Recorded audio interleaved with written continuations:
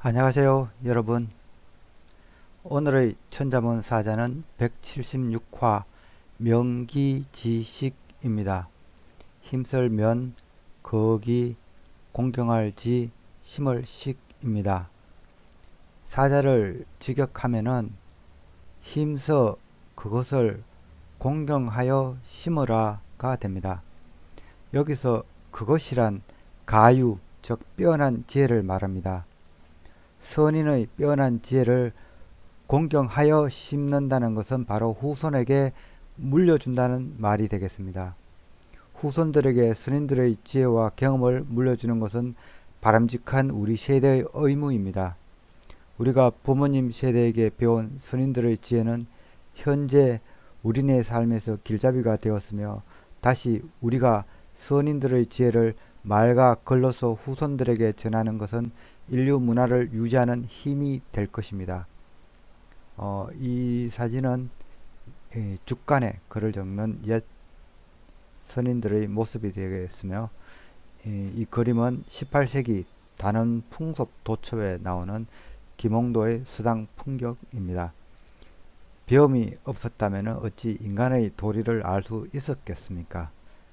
그럼 글자에 대해 살펴보도록 하겠습니다. 먼저 힘쓸 면을 설명드리겠습니다. 이 자는 면할 면과 힘력자의 합자로 되어 있습니다. 힘력자는 동물의 힘이 아닌 사람의 힘으로 논밭을 가는 농기구를 나타내는 자형입니다. 각골자는 땅을 파는 나무로 된 보삽을 그리고 있습니다. 건물 형태는 조금 애매합니다. 이는 사람의 힘을 뜻하게 되면서 자형이 팔의 형태에 가깝게 변형이 된 것입니다. 이 자는 손의 모습을 하고 있죠. 이후 소존 자형은 세 갈래로 된 쇠사랑의 모습으로 변화하게 됩니다. 오늘날 힘력자의 의미는 힘, 일꾼, 힘서다 등입니다. 면할 면은 고대 전투에서 머리를 보호하던 투구를 그린 자형입니다. 각골자를 보면은 사람의 머리를 둘러 보호하는 투구가 씌워져 있습니다. 그래서 그 의미가 위험에서 벗어나게 하다, 면하다, 벗어나다 등입니다. 나중에는 죄수의 형터를 벗기는 것으로도 보아서 죄에서 벗어나게 하다, 죄를 사하다, 용서하다, 놓아주다는 의미가 있습니다.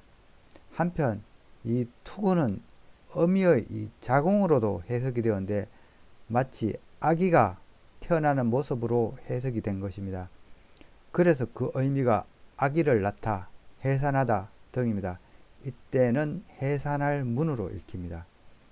또한 머리의 투구를 머리카락 형태로 보아서 머리카락을 묶다는 좀 다른 뜻도 있기도 합니다. 면할 면과 비슷한 이 자형으로는 이 멸류관 면이 있습니다. 면할 면처럼 각골자부터 있었던 아주 오래된 자형입니다. 각골자를 보면은 전투형 투구가 아닌 양의 뿔 장식이 있는 모자입니다. 이 양의 뿔은 권력을 상징했기 때문에 부족장이나 추장이 쓰던 모자를 나타낸 것입니다. 그래서 이 멸류관 면의 의미는 멸류관, 제왕, 관을 쓰다 등입니다.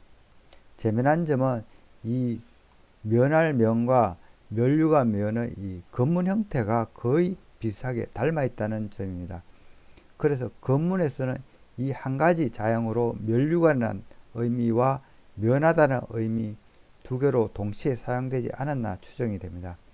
그러나 소전에서는 이 멸류관 면과 면할 면은 확실하게 자형 구분이 이루어져 있습니다. 힘쓸 면은 소전에서 만들어진 자형으로 투구를 쓴 사람과 힘력자의 합자입니다. 투구를 쓴 사람은 관료, 벼슬아치를 의미하며, 힘력자는 일하는 사람을 말합니다. 그래서 이는 관리가 부지런히 일하도록 관리 감독한다는 의미를 담고 있습니다. 그래서 힘쓸 면은 그 의미가 힘쓰다, 부지런히 일하다, 권하다, 격려하다, 신속하다, 강요하다 등입니다. 또 다르게는 이 면할 면을 해산하는 형태로 보아서 이 해산을 독려하다는 의미로서 나오게 하다, 분만하다는 뜻이 있습니다. 다음 자는 거기자입니다. 거기자의 각골자를 보면은 이 밧줄이나 대나무로 얼기설기 엮어 만든 이 족대 혹은 이 키 형태를 하고 있습니다. 족대는 물고기를 채로 떠서 잡는 사냥 도구입니다. 족대는 수렵과 채집을 하던 구석기 시대부터 있었던 아주 오래된 사냥 도구입니다. 키는 수확한 곡물의 알곡과 죽정이를 비중 차이로 흩뿌려 분리하는 농사 도구가 되겠습니다. 따라서 농경 문화가 완전히 정착되지 않았던 이 신석기 각골자 문자에서 보이는 자형은 족대로 보아야 할 듯합니다. 족대는 탁한 물속에서 족대를 퍼올리기 전까지는 어떤 물고기가 얼마나 잡혔는지 알기 힘듭니다. 다만 잡힐 만한 물속을 이리저리 쑤셔서 잘 잡히기를 기대하는 수밖에 없습니다. 그래서 이 족대를 그린 이 자형의 의미는 이 사냥물을 뜻하는 그것 또한 이 잡히기를 바라는 마음을 담은 만약, 아마도, 혹은, 어찌, 어째서, 장차, 그리고 족대를 퍼올리는 순간을 뜻하는 바야흐로, 마땅히, 이에 등의 다양한 의미를 나타내는 용도로 사용이 되었습니다. 각 골에서 족대만 보이던 이 형태는 건문으로 와서는 이 족대를 잡은 두 손을 뜻하는 이 밧들공자가 안에 들어가기 시작하여 오늘날의 자형으로 따듬어졌습니다. 한편 이 족대와 비슷한 모양이지만 서임이 달랐던 키는 밭농사가 시작되면서 사용되기 시작한 기구입니다. 그래서 키는 족대와 구분하기 위해서 이 죽정이를 떨고 낸다는 의미로 흩날리는 죽정이를 뜻하는 이 리얼자 형태의 가 이렇게 추가된 이 키기자가 각골문에서부터 만들어졌습니다. 이 키의 재료는 원래 대나무였기 때문에 소전에서는 이 리얼자 대신에 이 재료를 뜻하는 대죽자가 추가된 키기자가 만들어져 오늘날 널리 사용되고 있습니다. 이 키기자의 의미는 키, 삼태기, 스리바퀴 등이 되겠습니다. 한편 이 키기자에서 이 뚫고져 나가는 이 죽정이를 뜻하기 위해서 이 리얼자 형태가 사용돼 이게 사실은 몽기자가 되겠습니다. 사실 각골문에서 이 몽기자의 의미는 원래는 죽정이었지만 아기를 뜻하는 이 사사사 형태와 매우 닮아서 이 리얼자는 이 아기의 몸이라는 의미에서 이 몸을 뜻하는 사용으로 사용하게 됩니다. 그런데도 이때만 해도 이 죽정이라는 의미와 이 몸이라는 의미는 많이 혼동되어 사용된 듯 합니다. 그래서 몽기자가 단독으로 쓰이는 경우에는 아직 팔다리가 발달하지 않은 머리와 몸체를 그린 이 몸이라는 의미로 사용되었지만은 다른 구성자로 들어갈 경우에는 죽정이라는 의미인 경우도 많습니다. 음양오행에서 악이란 존재는 아직 고요한 상태에 있는 약한 기운이라는 뜻으로 봐서 이 토의 음에 해당하는 여섯 번째 천간을 나타내는 자형으로 이 몽기자는 그 뒤에 오행 사상이 나온 뒤에는 사용되게 됩니다. 이 몽기자와 관련된 자형을 한번 살펴보면은 이 각골자부터 있었던 이 왕비비가 있습니다. 이 자는 원래 이 아기를 낳은 배우자라는 그런 의미의 자형이었습니다. 그래서 각골자는 이 갓난 아기를 돌보는 여인으로 이 표현이 되어 있습니다. 그런데 갓난 아기는 건문에서부터 이렇게 몽기자로 이게 표기가 바뀌게 됩니다. 몽기자 자체는 악이란 뜻도 있지만은 죽정이라는 의미가 있었기 때문에 이 자는 그냥 정실 부인이 아닌 이 첩이라는 의미로 사용하게 됩니다. 그래서 비라고 하면은 보통 이 첩 또는 아들의 아내 태자비를 뜻합니다. 또한 오래된 자형으로는 이 고칠 개가 있습니다. 이 자의 각골자는 어린아이를 뜻하는 이 사사사 형태와 나무 막대를 든 이 칠복자의 합자입니다. 이 점들은 이 어린아이의 눈물이라고 보시면 됩니다. 아이를 회초로 훈계한다는 의미입니다.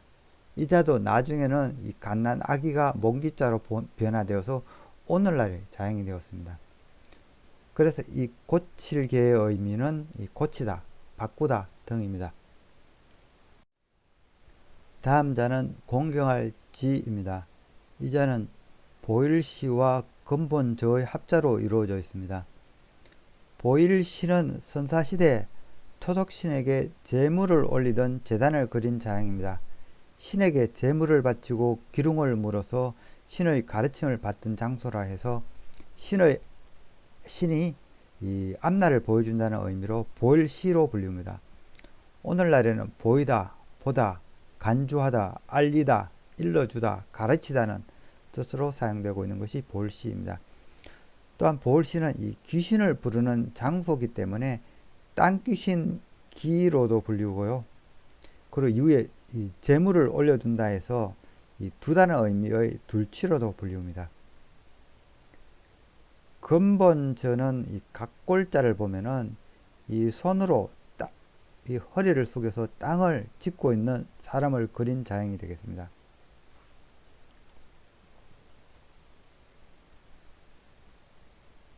먼저 혹도자를 조금 설명할 필요가 있는데요. 혹도자는 흙에서 이렇게 삭이 난다는 의미로 만들어진 자형입니다. 이 근본저의 각골자는 이 바닥의 이 삭을 만지는 형태입니다. 근문에서는 이 삭은 이렇게 흑도자로 변화가 됩니다. 그래서 이 근본저의 의미는 몸을 숙여 바닥을 더듬는다 해서 이 바닥, 권으라는 뜻이 있으며 고개를 숙이다는 뜻도 있고 그리고 고개를 숙이니 지위가 낮다 하여 천하다는 뜻도 있는 것이 이 근본저가 되겠습니다. 근본저와 유사한 자형으로는 이 각시시가 있습니다. 각골자와 근문 형태는 근본저와 거의 유사합니다. 차이가 있으면은 근본저는 이 손이 바닥에 내려가 있지 않습니다. 그러니까 손을 내리고 있는 중인지 올리고 있는지는 명확하지 않습니다. 이는 손에 뭔가 들고서 이 땅에서 이 삭을 채집을 했거나 아니면 땅에 이렇게 씨앗을 뿌리는 걸로 볼 수 있습니다. 선사시대 사냥은 남자들의 담당이었지만 이 채집은 여자들의 몫이었습니다. 그래서 이 자는 안에 각실한 의미를 갖고 있습니다.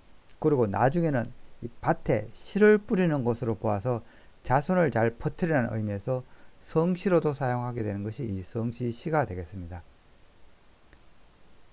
공경할 지는 소전에서 뒤늦게 만들어진 자형입니다. 이 자는 제사를 지내는 이 제단 그리고 고개를 숙이다는 근본저의 합자입니다.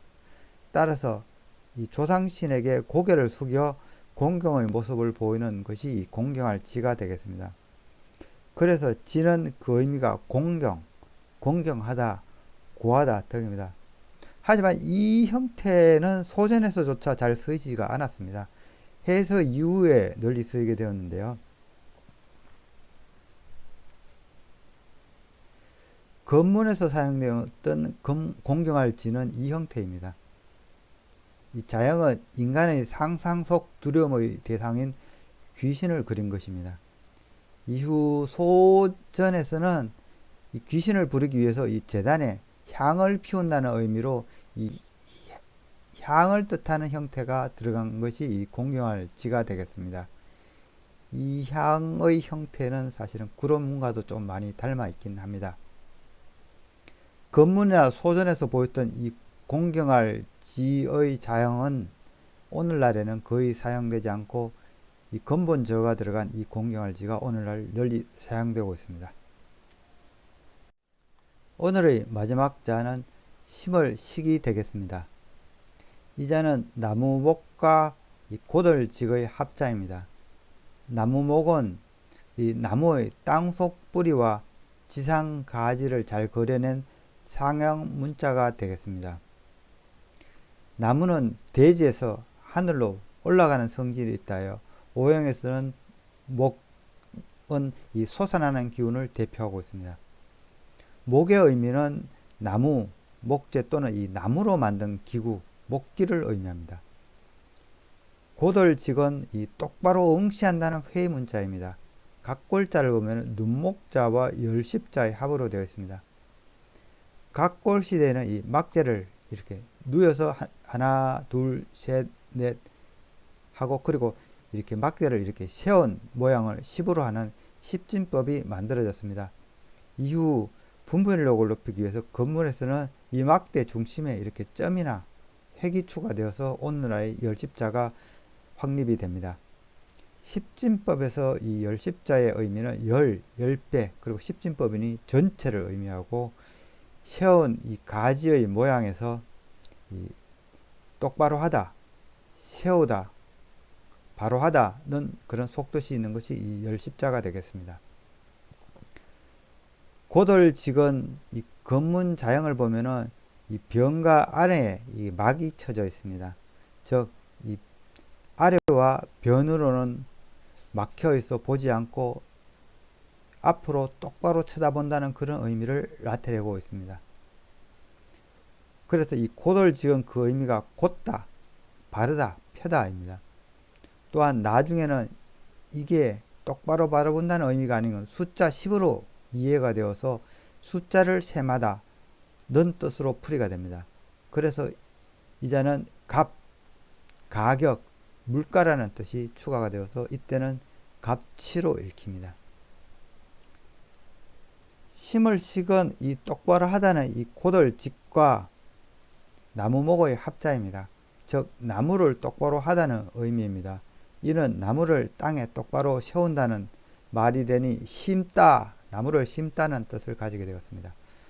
또한 살아있는 묘목 말고 나무로 만든 이 목기를 세워둔다는 뜻도 있어서 두다, 서다는 뜻도 있습니다. 이때는 둘치로 읽힙니다. 이상으로 오늘의 천자문 사자 명기지식, 즉 이 선인의 뛰어난 지혜를 공경하여 후대에 남기기를 힘쓴다는 사자성어를 마치도록 하겠습니다. 영조때 학자 홍성원은 이 천자문에 주해를 붙인 주해 천자문을 발간했습니다. 홍성원은 후손에게 물려줄 만한 아름다운 개척으로 이 소화의 검소함, 양진의 청렴함, 그리고 방덕공의 편안함을 언급했습니다. 해당 이 문구를 한번 살펴보도록 하겠습니다. 군자 이골 자손, 당이 가유. 군자는 자손에게 그것을 물려주매 당연히 아름다운 계획이어야 하며, 소화 이금, 양진 이청, 방덕공 이안, 계시 선시야. 소화의 검소함, 양진의 청렴함, 방덕공의 편안함으로 하는 것이 모두 훌륭하게 물려주는 것이다. 욱, 기경, 식선도, 무추, 소이지 가유야. 그것을 공경하고 선한 도를 심는 데 노력하여 아름다운 개척을 물려주기를 실추시키지 마라. 이 소하는 항고조 유방의 천하통일을 막후에서 이게 뒷받침한 인물입니다. 양진은 후한 6대 황제의 안제때 관료로 조정의 부패를 간언했으나 받아들이지 않자 자결하였습니다. 방덕공은 후한 말 현산 남쪽에 살던 이 은자죠. 형주자사 유표가 여러 차례 이제 불렀으나 농문산으로 숨어버립니다. 일찍이 이 제갈량을 와룡, 방통을 봉추, 사마이를 수경선생이라고 이렇게 평가한 이가 바로 이 방덕공입니다. 사람 보는 안목이 대단했다고 합니다. 시청해 주셔서 감사합니다.